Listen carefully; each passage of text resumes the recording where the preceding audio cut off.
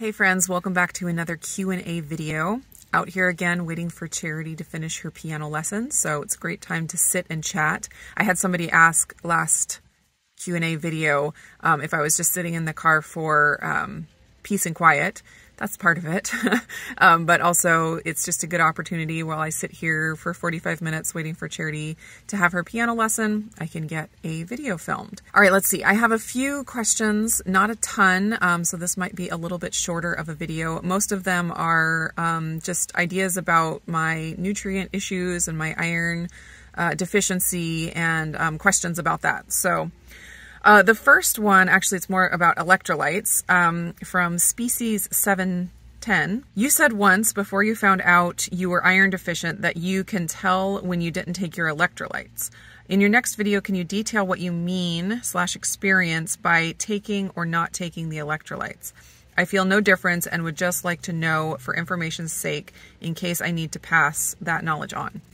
Okay, so for me, everything goes together. So like I talked about in, I think one of my recent What I Eat in a Day videos, we want to be able to say electrolytes have this effect and the iron infusion had this effect and then be separate and different and distinct. Kind of like when we take a medication, it's supposed to just do that one thing that the medication does.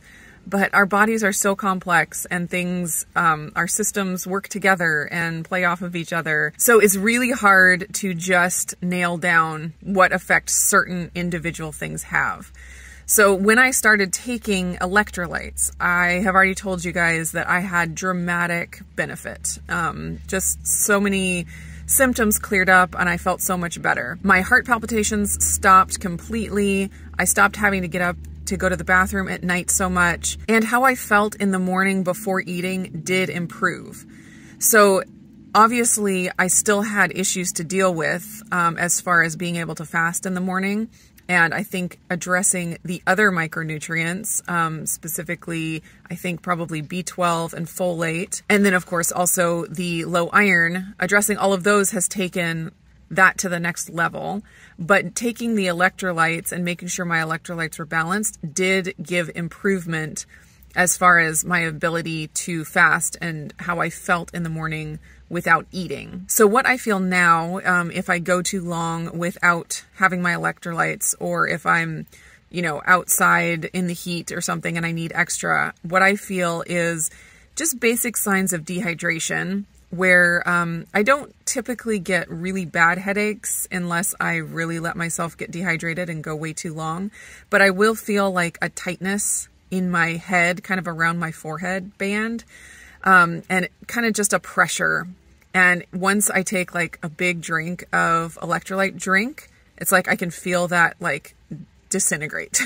It's like it opens up my brain or something a little bit, like a tightness, and then that tightness is loosened. And that's really the main thing that I feel. I don't let myself go very long without electrolytes, especially now that I'm adding them to my coffee first thing in the morning.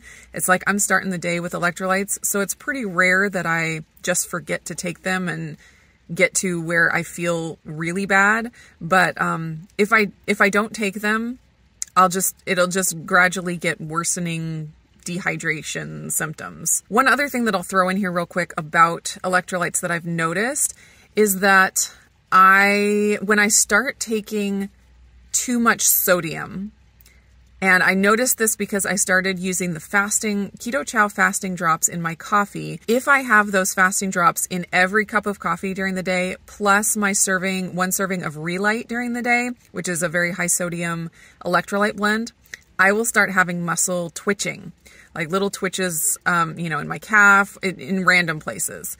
And so with electrolytes, it's you get kind of the same symptoms both if you're deficient in them and if you're getting too much, like if you're out of balance with them, getting too much of one or the other. And so for me, what I've noticed is I can't do the super high sodium all the time. I do better with mixing the 1 scoop of the Redmond Relight that's high sodium with 1 scoop of the Perfect Keto, which is a little bit higher in magnesium actually and a little bit lower in sodium. So I do well with that. And then If I add the fasting drops to all 2 or 3 of my cups of coffee during the day, I think that's a little bit too much sodium for me. And so what I've been doing is I just add the fasting drops to my first cup of coffee in the morning. And then I use the Keto Chow electrolyte drops that are a little bit lower sodium formulation and in the second or third cups of coffee during the day. And that seems to be fine. And I don't get any muscle twitches or weirdness if I do that. So that was kind of interesting. Too much sodium for me seems like it's not great. And having, I think, that little bit more magnesium from the Perfect Keto is good. Next question is from Kathy, and she asked about if I've ever tried milk kefir and adding that to my diet for some good, it helps promote good gut bacteria, which could help you absorb iron. So with things like, first of all, I'll say I've made milk kefir before. Back when I did more of a Weston A. Price Foundation diet, I definitely experimented with all kinds of fermentation, water kefir, milk kefir, kombucha, sourdough, all kinds of stuff like that. Sauerkraut, different things. And so I've definitely tried it. I have not done it recently. I have not done it since I've been more ketovore. With fermented foods, like with so many other things, if not everything in life, it really depends on the state of your body when you consume them. For a lot of people, especially if their gut is already healthy, the fermented foods are great, and your bacteria in your gut can handle it, and it gets the good stuff, and it's very happy.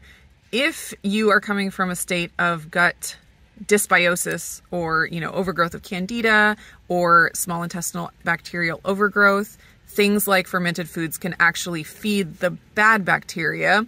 And if you've already got an overgrowth of that, it can cause more problems. And so you kind of have to know the state that you're in to make the decision if the fermented foods are right for you at that specific time. So like I talked about in my last Wellness Wednesday, I am going down the road of getting tested for SIBO and thinking towards that as a possible reason that I've had chronically low iron and low ferritin. And if that's the case, then it would not be the time to add those good fermented foods. Even good fermented foods can be bad at certain times for certain people. And so I'm kind of waiting to see about that and then make the decision from there as to what I'm going to do with my diet going forward to support my gut health. But it really is going to depend on where my gut health is. That will say whether adding fermented foods is going to be a benefit or a detriment for the time being. Next question is from JMTX. They ask, glad to hear things are getting better and better. How has your blood pressure been through all of this? And I had this question a couple different times because I've talked about my high heart rate and like fast pulse and just like feeling like my heart was pounding out of my chest. That's a sign or a symptom from iron deficiency and from anemia.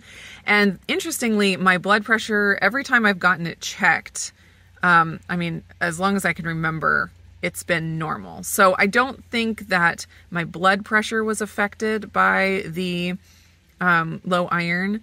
I just had the faster pulse.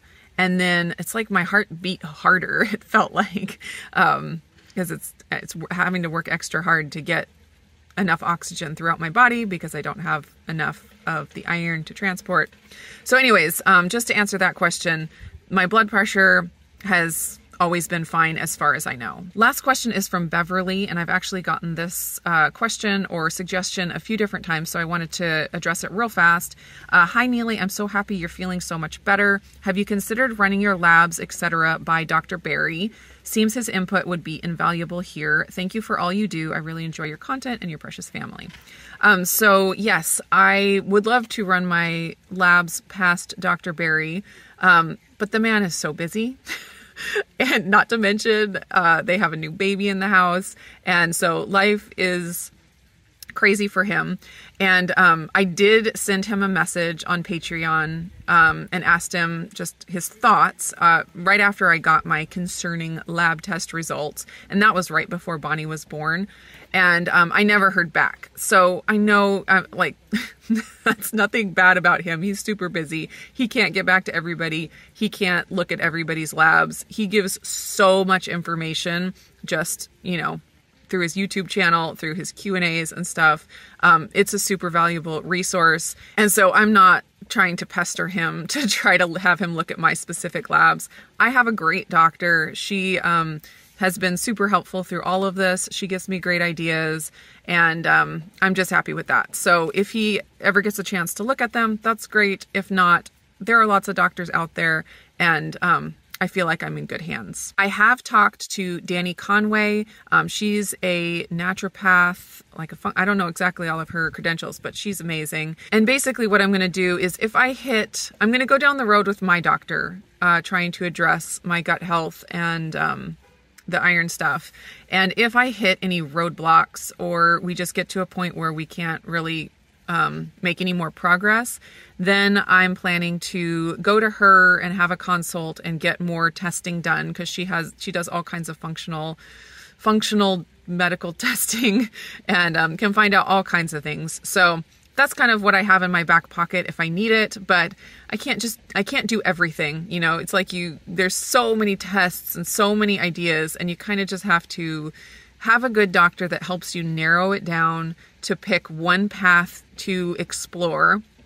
And if that doesn't pan out, then you go to the next thing. So that's what I'm doing right now.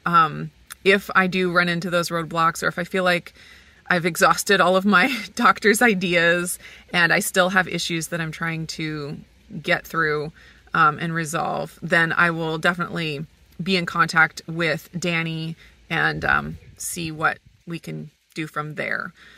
So anyways, that was the last question. This happened last week in my Q&A, where I sit here in the car and I get super hot and my face gets super pink. It doesn't feel that hot though. There's a nice breeze coming through and it's not super hot right now. But anyways, that is the Q&A for today. I hope you guys enjoyed it. Let me know down in the comments if you have any more burning questions that you'd love to hear me answer on a video like this. I do have a huge list of questions that are all about egg white bread baking, and I'm planning on doing another Q&A specifically dedicated to all of the egg white bread questions.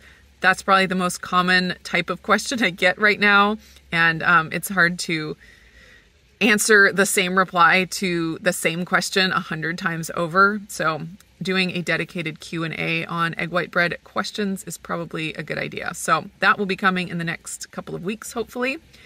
That's it from me today. Hope you guys are doing great, and I'll see you again in the next video.